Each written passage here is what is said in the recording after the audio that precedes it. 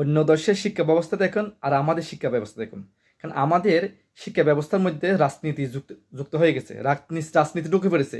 আমাদের university, college, university, মাদ্রাসা, সমস্ত engineering সমস্ত বিশ্ববিদ্যালয় সহ সমস্ত শিক্ষা প্রতিষ্ঠান থেকে রাজনীতি যদি দূর করতে না পারে, আমাদের শিক্ষা ব্যবস্থা কখনো উন্নত হবে না। কারণ আমাদের শিক্ষা ব্যবস্থার ধ্বংসের পিছনে এই রাজনীতি এক প্রধান কারণ, প্রধান অন্যতম কারণ। কারণ শিক্ষা ব্যবস্থা ওখানে এমন এই গ্রুপ করতেছে, ও গ্রুপ করতেছে, তখন রাজনীতি এসে যায়।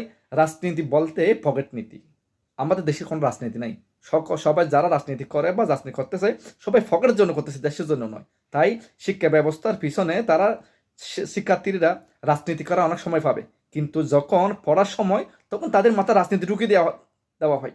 তাই তারা ন্যায় অন্যায় পড়া করতে পারে না। এর প্রধান কারণ।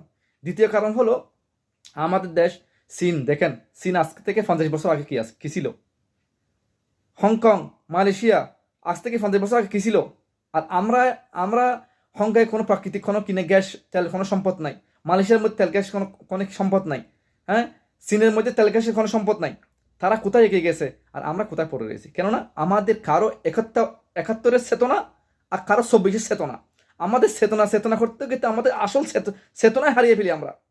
এটা হলো দেশের প্রেক্ষাপট, দেশের পরিস্থিতি, যার কারণে চেতনা করতে করতে নিজের চেতনা যে কখন হারিয়ে ফেলতেছি, যার কারণে আমার দেশ আগাইতে পারতেছে না। আমার কথা হলো ছাত্রদের থেকে রাজনীতি দূর করতে হবে।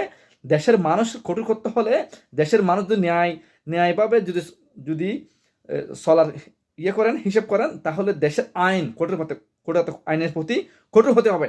আইনের কঠোর প্রয়োগ করতে হবে। বিদেশের মধ্যে পাশে দেখেন, ওখানে কি সবাই সাধু? বেশিরভাগ সোর দেশ থেকে ফালাইয়া, বাংলাদেশ, পাকিস্তান, ইন্ডিয়াতে সোর সাতটাগুলো ফালাইয়া ও বিদেশে গিয়ে ফাড়ি দিছে। ওখানে যাইয়া সোজা চলে, কেননা ওখানে খুঁজি করা আইনের কঠোরতা আছে। আমাদের দেশের আইন যতক্ষণ কঠোরতা করবে না, আইন রক্ষকরা যখন বক্ষক হবে না, আইনের প্রতি শ্রদ্ধাশীল হবে, দেশের মানুষ তখন সোজা হয়ে যাবে। আর যতক্ষণ আইন ঠিক হবে না, তখন মানুষ সোজা হয়ে যাবে না। সর্বশেষ কথা হলো, মানুষ থেকে 24-এর চেতনা আর 71-এর চেতনা দূর করতে হবে।